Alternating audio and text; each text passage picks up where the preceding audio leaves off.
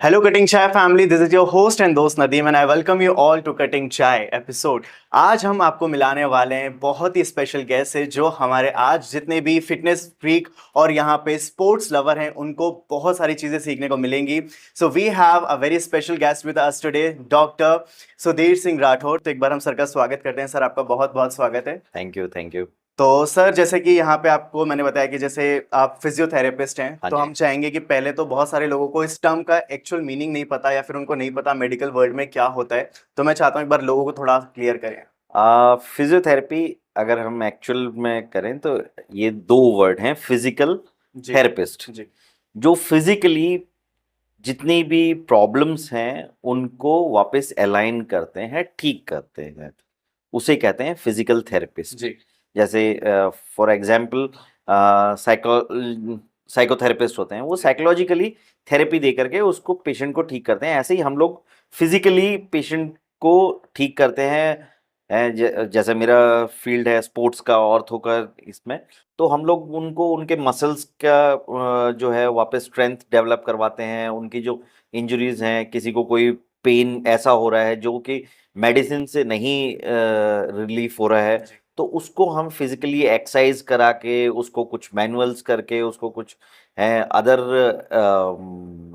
Therapies जो होती हैं, हमारी इलेक्ट्रोथेरेपी है और है, उससे करके उसको रिलीफ दिलाते हैं. तो बेसिकली फिजियोथेरेपी का यही मतलब होता है कि फिजिकली हम जो पेशेंट है उसको कितना वापस ठीक कर पा रहे हैं, उसको वापस नॉर्मल लाइफ में, डे टू डे लाइफ में कितना जल्दी लेकर के पा रहे हैं, वो चीज़. ओके. तो जैसे कि आपने बताया कि आप यहाँ पे ortho condition plus fitness training भी आप देते हैं. हाँ. तो आपने सब शुरू कैसे किया, मतलब बीइंग अ फिजियोथेरेपिस्ट आपकी जर्नी कैसे स्टार्ट हुई? मेरी जर्नी स्टार्ट हुई, मैं बैंगलोर के पास में एक जगह है टुमकुर, वहाँ से मेरा कॉलेज जी पास आउट हुआ है.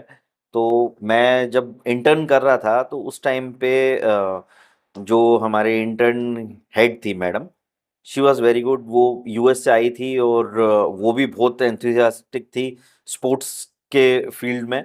तो मैंने उस टाइम पे देखा कि स्पोर्ट्स का एक अपकमिंग फील्ड है. ऑल्दो मेरी फैमिली जो है वो पूरी पूरी एथलीट फैमिली है. My ji. Father he was a national player, मेरा कज़न ब्रदर है वो नेशनल प्लेयर है, और मेरी फैमिली के अंदर बहुत सारे खिलाड़ी हैं. तो उनको कहीं न कहीं प्रॉब्लम होती थी, तो ये फिज़ियोथेरेपी जो है उस वो लोग भी जाते थे कभी करवाने के लिए. तो हम लोग, मेरे को उस टाइम से भी था. प्लस मेरे को मिला कि मैडम ने मेरे को हमेशा है ना देखा कि हाँ, ये फिजिकली जो है पेशेंट्स उनके साथ में ज़्यादा अच्छे से काम करता है. और कोई स्पोर्ट्स स्पेसिफिक आता था तो मैडम मेरे को सिखाती थी, बताती थी कि ऐसे करो है, क्योंकि पावर चाहिए होता है. कई बार हमें एथलीट आते हैं, कोई जाइंटिक आ गया, कुछ आ गया, तो हमें उनके साथ में थोड़ा पावर के साथ में काम करना पड़ता है. तो मैडम देखती थी कि ये अच्छा कर रहा है तो इसको वो चीज़ में, तो वहाँ से मेरा स्लोली ये इंटरेस्ट डेवलप होना शुरू हुआ. और आज भी मैं मैडम के साथ में कांटेक्ट में हूँ और जी. मैडम से मैं कई बार बात करते रहता हूँ. कुछ नहीं, मेरे को कन्फ्यूजन होता है, कुछ नहीं समझ में आ रहा होता है तो मैडम से ज़रूर पूछता हूँ. ऐसे ही मेरे प्रिंसिपल जो थे कॉलेज के, वो भी बहुत अच्छे मतलब फिजियोथेरेपिस्ट थे. तो उनसे भी मैं कई बार पूछते रहता हूँ कि सर अगर ऐसा होगा तो क्या कर सकते हैं जी. हम. तो वहाँ से मेरा स्टार्ट हुआ फील्ड. फिर मैं इंटर्न कंप्लीट करी, उसके बाद में थोड़े टाइम मैं दिल्ली में क्लिनिक करा, लेकिन मेरा वो इंटरेस्ट आ नहीं रहा था क्लिनिक्स के अंदर इतना. फिर मेरे को अपॉर्चुनिटी मिली इंडिया बास्केटबॉल टीम जी. को ज्वाइन करने की एज अ जूनियर फिजियोथेरेपिस्ट. तो मैंने वहाँ से वो ज्वाइन करा. Then I worked with them around 5 years. फिर धीरे धीरे धीरे धीरे पहले जूनियर की टीम के साथ में था, फिर सीनियर की टीम के साथ में आया, फिर सीनियर फिजियोथेरेपिस्ट बन गया. मैं उस टीम का पूरा कंसल्टेंट फिजियोथेरेपिस्ट बन गया. तो ऐसे करके स्लोली मेरा ये डेवलप हुआ और मैं आगे आगे बढ़ता गया. फिर 2012 में मैंने इंडिया टीम छोड़ करके मैं जयपुर आ गया, और जयपुर आकर के फिर मेरा यहाँ पे सेटल हुआ. इनिशियली मैं कंटिन्यूअसली एथलीट्स के साथ में लगे रहने के लिए यूनिवर्सिटी में जाता था. यूनिवर्सिटी में एथलीट्स के साथ में काम करता था, एक दो एकेडमीज थी उनके साथ में काम करता था. फिर थोड़े टाइम बाद में मेरे को अपॉर्चुनिटी मिली एज अ राजस्थान पुलिस का पुलिस. फिजियो जी. बनने के लिए. तो मैंने वो लिया और आज उनके साथ में कंटिन्यूअसली कंसल्टेंट फिजियोथेरेपिस्ट काम कर रहा हूँ, प्लस उनका फिजिकल फिटनेस का भी जो रिक्वायरमेंट होता है, जब उनको कुछ हेल्प चाहिए होती है, वो सारी की सारी करता हूँ। आई हैव अ टीम, मेरे पास में वहाँ पे टीम है, मेरे जिम ट्रेनर्स हैं, मेरे पास में मसाजर्स हैं, हम लोग सब मिल करके और एथलीट को कितना जल्दी वापस गेम में एक्टिव हैं, प्लेइंग के अंदर लेकर के आ सकते हैं, वो हम काम करते हैं। ओके, तो जैसा आपने बताया कि आप इंडियन बास्केटबॉल टीम के जो हैं एक्स फिजियो भी रह चुके हैं, हाँ तो कैसा फीलिंग थी वो, क्योंकि बहुत बड़ी बात है अपने आप में। हाँ, वो एक अलग ही प्लेटफॉर्म था। जी। और मेरे को सच बताऊं तो मेरे को बहुत अच्छा लगता था, मेरे को बहुत प्राउड फील होता था जब मैं इंडिया टीम के साथ में कहीं पे भी बाहर जाता था। है वहाँ पे हर टीम का अपना नेशनल एंथम होता है, तो उस टाइम पे एक अलग ही फीलिंग होती थी कि मैं इंडिया टीम को जी। रिप्रेजेंट कर रहा हूँ। मैंने एशियन गेम्स में गया हूँ इंडिया टीम के साथ में, वाह। तो उन वहाँ पे जाकर के तो और ही मैंने देखा कि कितने एथलीट्स आते हैं, जी। और हमारा जब राष्ट्रगान होता है तो हमें कितना बढ़िया लगता प्राउड है, फील होता प्राउड फील होता है कि हम कुछ कर रहे है। हैं इंडिया एग्जैक्टली। के लिए। ये ओके। और इनफैक्ट आपने तो राजस्थान जो पुलिस है वहाँ पे एज एन फिजियो कंसल्टेंट भी काम किया है, हाँ जी। तो बिल्कुल आपसे जितने भी पुलिस जो कर्मी हैं यहाँ पे वो भी हाँ आपसे फिटनेस की ट्रेनिंग ले ही रहे हैं। हाँ, काफ़ी है मेरे पास में एक्टिव एथलीट्स जो हैं, वो कांस्टेबल से लेकर के डिप्टी लेवल तक के हैं हमारे जी। पास में। और सभी सभी बहुत बढ़िया है, खेल में अपने सब टॉप के ऊपर हैं, जब भी इतने अच्छे लेवल के ऊपर खेल रहे हैं। और कुछ भी प्रॉब्लम होती है रात को, वो मेरे को कई बार 10-11 बजे भी फ़ोन करते हैं कि कुछ प्रॉब्लम होगी, तो मैं हमेशा उनको बोलता हूँ कि ठीक है, अभी तो जो मैं सॉल्यूशन बता रहा हूँ वो आप है ना करो। और मॉर्निंग में मैं वापस सुबह 6-7 के बीच में उनके पास में पहुंच जाता हूँ ग्राउंड्स के ऊपर, तो वहां जाकर के उनकी जो भी प्रॉब्लम है उसको सॉल्व करता हूँ फिर। चलो घूमने चले। कहाँ जाएंगे? 5 डेज के लिए? 10 डेज तो बुकिंग और सब अरेंज करने में ही लग जाएगा। ऑफिस के बाहर भी दुनिया है, सब हो जाएगा, वो भी और one call to royal AKT tours से। Are you sure? Yes 100%। Royal AKT tours Jaipur का बेस्ट ट्रैवल पार्टनर है। मेरी सारी फ्रेंड्स वहीं से कराती है, डोमेस्टिक और इंटरनेशनल। वाओ, फिर कॉल करता हूँ। हाँ तुम कॉल करो, मैं सेल्फी की प्लानिंग करती हूँ। Contact us at 895-579-8930. Mail info@royalakttours.com. Website www.royalakttours.com. But sir, being a physiotherapist आपका सोसाइटी में देखा जाए तो बहुत ही बड़ा कंट्रीब्यूशन है। लेकिन अब मैं ये पूछना चाहता हूँ, जैसे आपने बताया कि आप स्पोर्ट्स इंजरीज के लिए बहुत ज्यादा एक्सपर्ट माने जाते हैं, तो और भी दूसरी फील्ड है जो एक्सप्लोर की जा सकती है बीइंग अ फिजियोथेरेपी? हाँ, बहुत सारे फील्ड हैं फिजियोथेरेपी में।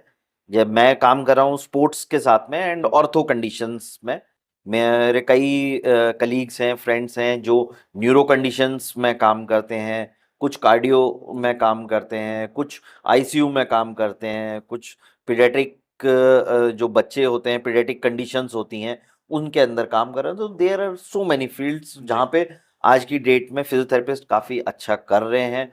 और कहीं तो कुछ ऐसे फील्ड तो हैं जिनके अंदर मेडिसिन और उनका कोई ज़्यादा इतना रोल नहीं है। हाँ है कि वो दे रहे हैं तो वो एक ऑप्टिमम लेवल तक काम कर रही है, लेकिन उसके बाद में फिजियोथेरेपिस्ट जो है वो उस प्रॉब्लम से उस पर्सन को निकाल के बाहर लेकर के आता है और वापस एक्टिव लिविंग के अंदर उसको है हेल्पफुल कर देता है कि अब आप इजीली अपनी लाइफ जी सकते हैं विद सम प्रॉब्लम्स, लेकिन हाँ उसको पहले जितनी प्रॉब्लम्स नहीं।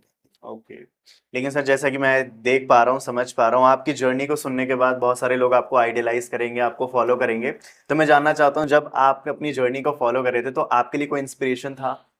इंस्पिरेशन मैंने जैसे बताया, मेरी मैडम जो जी। थी वो मेरे को उनने बहुत सपोर्ट करा मेरे को। मेरे प्रिंसिपल सर थे, उनने मेरे को बहुत सपोर्ट ओके। करा। मेरा इवन कॉलेज का जो स्टाफ था वो बहुत अच्छा था। उनने कई मेरे एक दो टीचर्स ऐसे थे जो शुरू से देखते रहे, क्योंकि जनरली क्या है कॉलेज के अंदर हम लोग इजी गोइंग रखते हैं, सुबह आराम से उठते हैं, भाग के कॉलेज आते हैं। लेकिन मेरा शुरू से था कि फैमिली बैकग्राउंड एथलेटिक थी, जी। तो हम मेरी सुबह वही 5 बजे उठ करके और अपना एक्टिविटी करना, तो वो लोग देखते रहते थे कि कौन क्या कर रहा है। तो वो ओके। हमेशा मेरे को कहीं ना कहीं हेल्प करते थे, एक्स्ट्रा एफर्ट डाल करके कि तुम ये इस फील्ड में जाओगे और करोगे। जैसे मैं फिटनेस ट्रेनिंग के लिए कर रहा हूँ और मसल डेवलपमेंट और इनके अंदर काम करता हूँ। तो वो मेरे को सिखाते रहे। कई ऐसे मेरे एक टीचर थे, वो मसल डेवलपमेंट का बहुत अच्छा है ना एक्सपर्ट थे वो। तो वो मेरे को बहुत सारी चीज़ें सिखाते थे कि आप कैसे इंजरी में से पेशेंट को जल्दी निकाल सकते हैं, रिकवर कर सकते हैं। तो वो मेरे को बहुत फायदे में रहा जब से मैं उनके साथ में रहा, और आज तक मैं उनकी चीज़ों को है ना फॉलो कर रहा हूँ। ओके। लेकिन सर जैसे हर एक जर्नी के अप्स एंड डाउन्स होते हैं, हाँ। चैलेंजेस भी होते हैं, हाँ। तो आपकी इस पूरी जर्नी में कोई चैलेंजेस आपने फेस किया? चैलेंजेस था है चैलेंज एक दो बार मेरे को हुआ कि मैं शुरू से कंटिन्यूसली इंडिया टीम के साथ में काम कर रहा था। तो मैं मेल के साथ में काम करता था। जी। तो एक दो बार ऐसा हुआ कि हमारी जो फीमेल फिजियोथेरेपिस्ट थी वो नहीं जा पाई, उनके साथ में कुछ प्रॉब्लम थी, तो मेरे को ऑल ऑफ अ सडन जाना पड़ा। तो वहाँ पे मेरे को थोड़ा सा चैलेंजिंग हो गया कि यार मैं मेल जो खिलाड़ी हैं उनके साथ में तो हम काम करने में कोई दिक्कत नहीं होती, लेकिन जी। फीमेल एथलीट के साथ में, लेकिन हाँ उनमें कई ऐसी एथलीट्स थी जो लिटरली मेरे को बहुत सपोर्ट करती थी। वो बोलती थी कि भैया आप तो प्रॉब्लम हमारी जो है उसको ठीक करके दो, हमें वो मेल फीमेल वाला वो मत करो, जी। क्योंकि हम एथलीट है, हमें खेलने से मतलब है, Exact.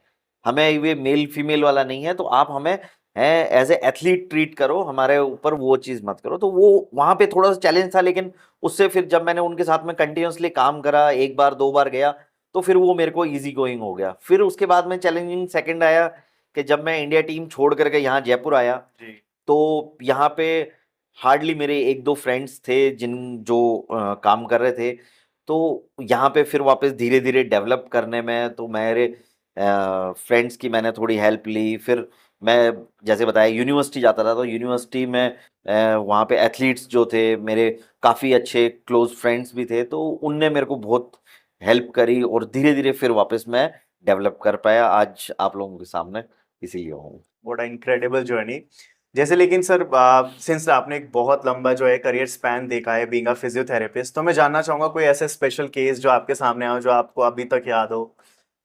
हाँ, मेरा अगर मैं देखूँ तो 2-3 आए जी। हैं अच्छे, जो मेरे को ये हमेशा रिकॉग्नाइज़ रहते हैं। उनमें से एक जो है वो खिलाड़ी है, खिलाड़ी है, पैरा एथलीट है। जी। उसका basically he was a normal guy, उसका एक्सीडेंट हो गया था, उसकी पैर एम्पुटेट करना पड़ा। तो उसके बाद में उस लड़के का मैंने फिज़ियोथेरेपी करा, रिहैब करा। फिर उसने जो धीरे-धीरे, धीरे-धीरे डेवलप करा, आज भी वो मेरे से मिलता है, आज भी मेरे से चीज़ें पूछता है। अभी उसने राजस्थान पैरा ओलंपिक्स के अंदर पार्टिसिपेट करा था, मेडल लेकर के आया, गोल्ड मेडल लेकर के आया। वाह। तो वो मेरे से आकर के मिला, सर देखो आप। मैंने बोला यार मैं सिखाने वाला था, तुम करने वाले थे। मैं सिखाता गया, तुम करते गए, तो आज तुम इस मुकाम पे हो। तो वो उस लड़के को मैं हमेशा देखता हूँ, और हमेशा वो एनर्जेटिक रहता है, और वो तैयार रहता है कुछ भी करने के लिए। अभी वो है 20,000 फीट हाइट के ऊपर जाकर के आया माउंटेन्स पे। तो he was the only para athlete जो इतनी ऊपर हाइट के ऊपर जाकर के आया विद अ प्रोस्थेटिक लिम्ब। तो वो भी एक बहुत बड़ी चीज है। एग्जैक्टली। ये तो अभी मतलब लेकिन ये बहुत अच्छी बात कही आपने कि करने वाले आप हो, मतलब विल पावर उनकी थी तभी हाँ, आप उनको सपोर्ट कर पाए।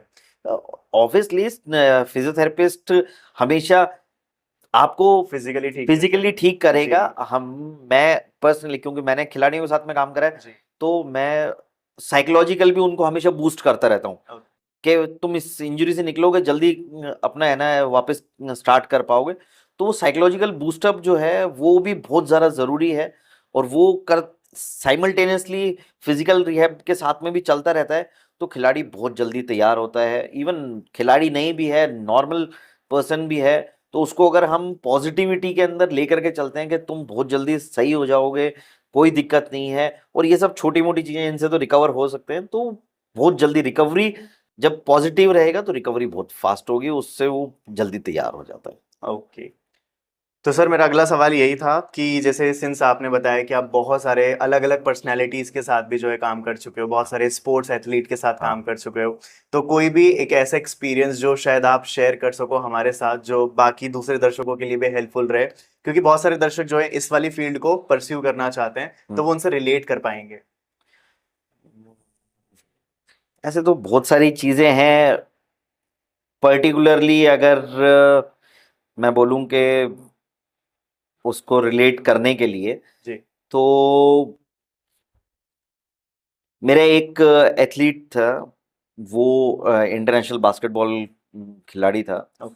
उसका लिगामेंट का ऑपरेशन हुआ था, जी। एक बार हुआ, वो मेरे से रिहैब करा के जस्ट वापस तैयार हुआ खेलने के लिए, है विद इन अ मंथ उसका दोबारा से लिगामेंट टूट गया। ओ।